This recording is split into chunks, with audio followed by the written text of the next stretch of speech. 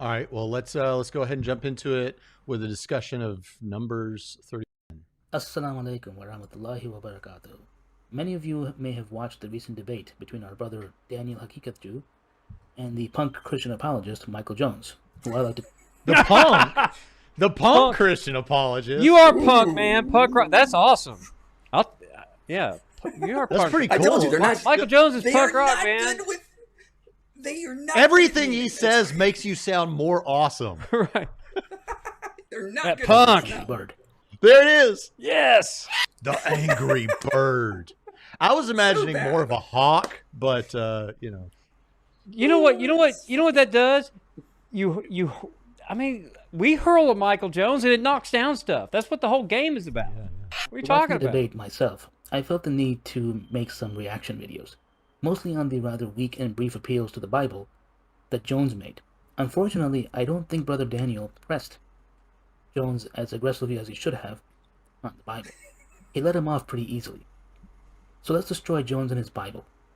Ooh. Jones was wise enough to comment on the infamous passage in Numbers 31, where Moses commanded Hold the on. Israelites to Pause it kill right all the there. Midianite women Yeah, and yeah. young. So, just he admitted Daniel did not do well in the debate because he didn't press me, and he also admitted I was wise to bring up Numbers 31. So again, as I've noted, this is all. You are a wise punk angry bird, man.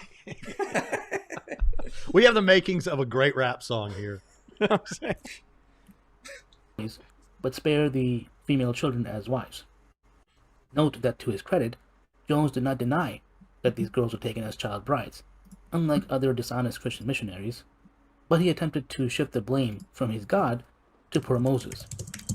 I suspect he'll go to Numbers 31, where Moses tells Israel to kill all the Midianites, but keep the young girls for themselves. And I suspect Daniel will argue God was permitting Israelites to take virgin child brides. But scholars like Robert Alter and Paul Copeland note this was not a command from God. The text says this is Moses acting on his own out of anger. In the chapter, God only commands Israel to make war on Midian. And after that, Moses becomes angry and tells Israel to go one step further without God's involvement. Moreover, in doing this, Moses violates the principles of Deuteronomy 20, which says to not kill the livestock, women, and children in war. So Moses' anger caused him to order something that God directly argued against in Deuteronomy. And as we find out later, Moses' anger eventually got the best of him. It's a clever argument, but one that ultimately fails. As Tom Stark observes in his book, The Human Faces of God, later in the same chapter, Yahweh himself gives explicit instructions about what to do with the remaining virgins. So if the command was from Moses, Yahweh still accepted it and endorsed it. So he does not get You off can the pause hook. Yeah, and before you jump into that, I just want to say we'll probably privilege super chats today, and we'll get to most of those at the end. Thank you, Jim Amberg, who never wants to be mentioned, but thank you for your super chat. And I'll be saving those as we go, and we'll try to get to other questions depending on how it goes. All right, Michael, go for it. Yeah, so he's trying to say that God endorsed it because he gave instructions on what to do with the plunder after. This is false. God often works with the sin of humans in the Bible. For example, God told the Abraham that the seed would come through Isaac, and he did not tell him to sleep with Hagar and have Ishmael. Yet God blesses Ishmael eventually. God did not tell Joseph's brothers to sell him into slavery into Egypt. But then we read in Genesis 50, you intended to harm me, okay?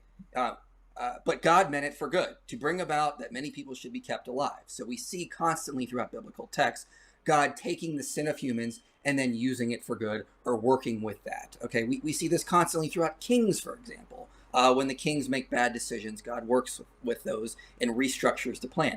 1 Samuel 8, very, very important passage where the Israelites go to Samuel and we want a king. And God says, this is a bad idea, but I'll work with it. And what happens? Well, then we get King David, and the Messiah comes through the line of David. So just because God deals with humans in their sin and works with the aftermath, that doesn't mean he's endorsing the sin. So this is just taking biblical theology wildly out of its context to try to force it to say that God's with it. Yeah, there's more examples in that. We talk. You can look at what God did to Egypt, for example, to get a sense of what God thinks of slavery, and yet there was some form of slavery allowed in Israel, but yet with an overwhelming number of regulations about it, unknown in the ancient world anywhere else. to try to, but that's not an endorsement. The regulation is something that God gives a punishment for murder doesn't mean that he endorses the murder that, he forbids in the Ten Commandments. So we see this kind of thing all the time. This shouldn't surprise us that God is going to try to restrain evil, knowing that people are going to do certain things. And I do like your example, talking about you don't want a king because they're going to overtax you. They're going to hoard all of the wealth for themselves and all this kind of stuff. And if you read the Chronicles and Kings, you find out that other than Hezekiah, a little bit of Josiah, and David, they pretty much hated all the kings. And, they'll say this king died and everyone was happy.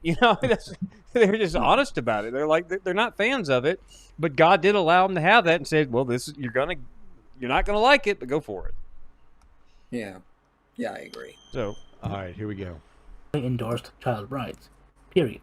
Furthermore, it is rather silly to say that Yahweh gets no blame since he perhaps only tolerated Moses' sin. The problem is this would be confusing descriptions with permissions. The Bible describes things that happened in the past without claiming they were good actions. God often tolerated the sin of the prophets and the patriarchs and proclaimed their actions were morally good. Murdering thousands of people and handing out female children as wives is a pretty atrocious sin. Yahweh was willing to kill Moses for far less. What is this children's book? Wonder where that came from.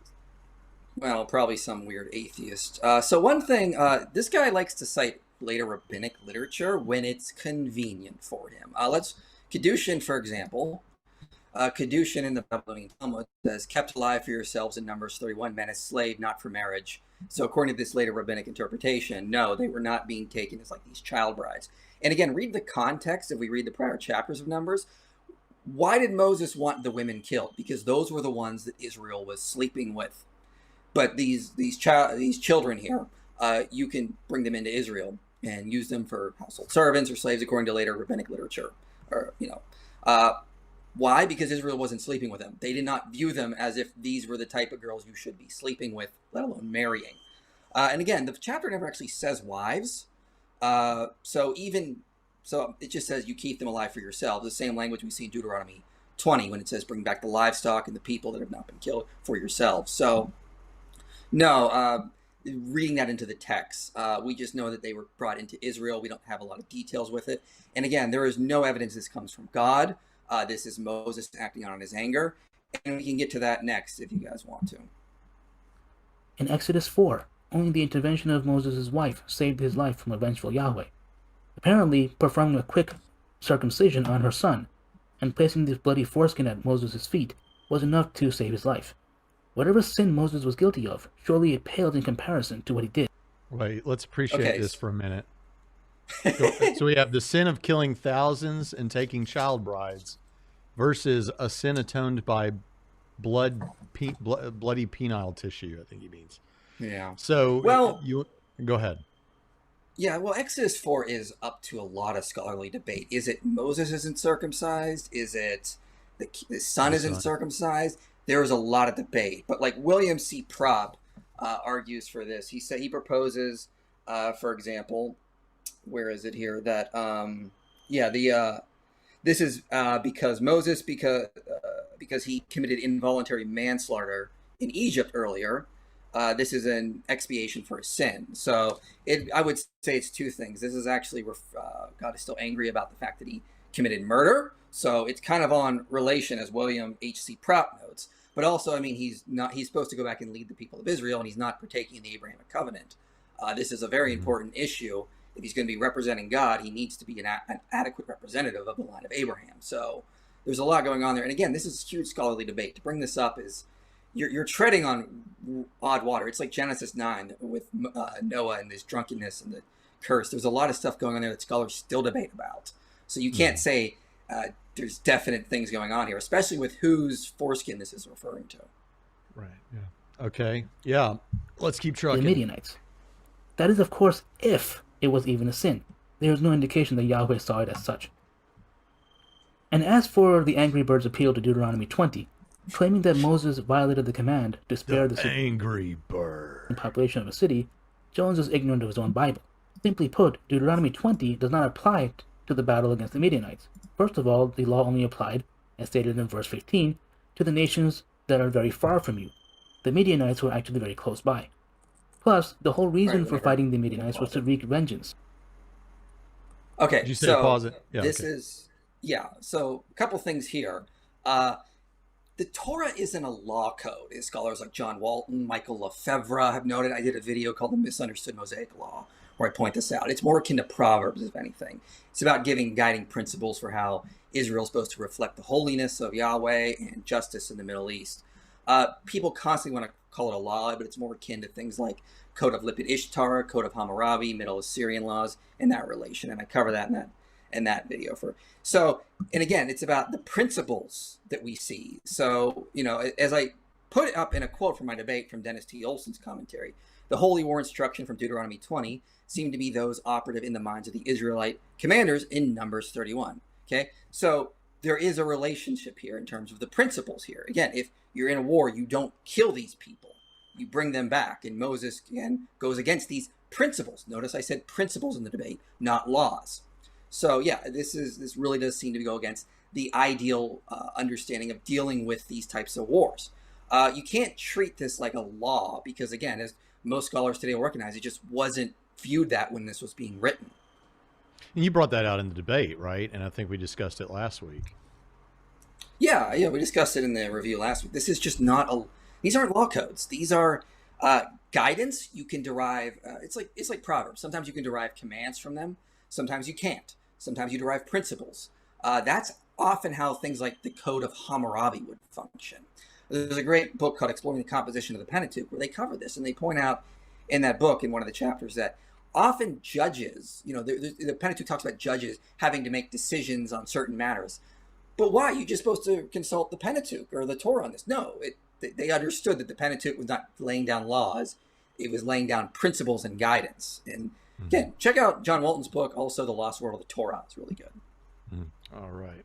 The justification was to blame the Midianites for enticing the Israelites to commit idolatry and intermarriage.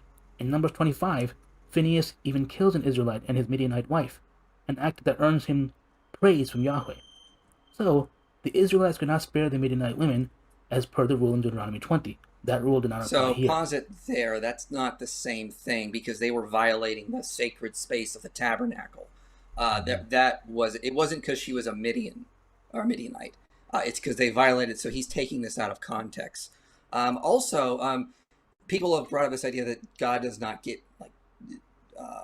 punish Moses in Numbers 31. Well, Paul Copen, for example, notes this happens a lot with the patriarchs, like Noah's drunkenness, Abraham trying to sell his wife to Pharaoh or give his wife to Pharaoh. And also, if you read the context, Moses was already doomed to die at this point. He's already basically said in Numbers 20 that you violated some issues, you got angry, you became prideful. Robert Alter talks about this in his commentary. Therefore, you're not going to lead the people in Israel. You're going to die before that. So you need to finish your tasks, getting the Israelites ready, and then you're going to go up on the mountain and die. So he's already under the doom of death. What is God going to punish him even more? I mean, he's already a sinful man. He's already made mistakes. He's already acted out in anger. And he's not showing any sign of repentance here. This is perfect ground for God to not. This is perfect ground for God to restate the doom on Moses at the end of Deuteronomy 32 and not do something like he did with Hezekiah, where Hezekiah repented and then he got extra life extended. Moses does not appear repentant for his anger or his pride. He seems to double down throughout the rest of the Pentateuch. So it's just once again makes sense that God once again does not reverse his decision and just Deuteronomy 32 says, yep, you're going to be doomed to die because you're still acting like this. So at the end of the day, both Yahweh and Moses are culpable for the mass murder and forced child marriage in Numbers 31. No. Why is Chris Hansen here again? Is it Chris Hansen? Is that what you say? Yeah, because I used him in the debate. And you used him in the debate because he's the guy that always showed up whenever someone was arranged to meet a minor, and then they'd show up. He was there with a plate of cookies, and then I think did he get into some trouble? I don't know. Anyway, go ahead. I don't know. He should start. Someone should do a show to catch a prophet with Muhammad. You're gonna do great with the dad jokes, IP. Chris Hansen would like for you to take a seat. Take a seat right over there as we dive in. Given Jones' strong opposition to child marriage, I'd say he should throw his Bible away. you're finished. Finished. You gonna throw your Bible away, IP? Well, if you only take his very odd interpretation where he constantly quote mines things and takes things out of context, but yeah, that's typical with this guy. And he's supposed to be the Quran and Bible blog. I mean, you saw it takes a lot of stuff out of context, and you'll see.